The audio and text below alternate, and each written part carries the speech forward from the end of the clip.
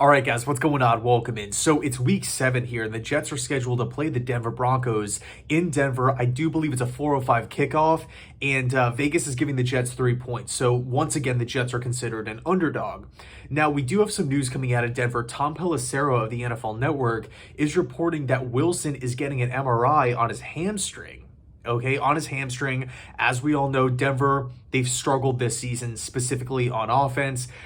2 wins, 4 losses. They dropped an overtime game last night against the Chargers. But what's absolutely crazy about this is the fact that literally 10, 15 minutes ago, I just wrapped up a conversation with my buddy Rich, and that should be uploaded later on in the week, right? Previewing this upcoming game. And he was talking a little bit about Russell Wilson and how he doesn't look the same. He doesn't look like the same player back in Seattle.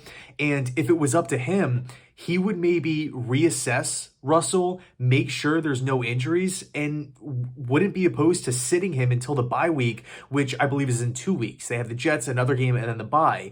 And lo and behold, this news comes out. I'm like, dude, are you from the future? Like how in the world did you know that? And I was asking him a little bit about Russell Wilson, Hackett, who's more to blame, stuff like that. And by no means am I saying Denver's a bad team or the season's over. But just so far, through the first, portion of games here, where do you stand on Denver? And where do you stand? Are you more so Team Hackett or more so, Team Russell Wilson? And he was Hackett all the way. And I feel like in the media, it's, Russell Wilson, top quarterback, elite Super Bowl champion. We know who Russell, is as a player. We don't know how Hackett is as a head coach. He doesn't have that head coaching experience. So I think by default, the blame shifts more on Hackett. And, granted, I've only seen from start to finish 2 Broncos games this season, and they were early in the year. They did look discombobulated. The defense looks absolutely phenomenal, but to me, it was kind of like, okay, maybe there were some questionable calls, questionable decisions, but Russell Wilson isn't really doing the offense a ton of favors. He definitely doesn't look the same. But it was really, really interesting to hear my buddy Rich say, no, I'm Team Hackett, all the way. Guys are open, right? Wide receivers are open, and the play calls are actually, in fact, pretty good, but it's up to the quarterback, a guy who's getting paid millions and millions and millions of dollars. The guy who the Denver Broncos traded all these picks and players for, it's important that he has to come in and execute the plays. He has to come in and run the offense.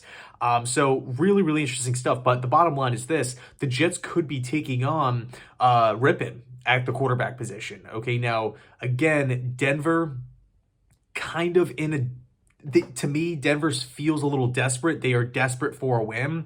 They are considered the favorite. They are at home. That defense is stacked, really, really good.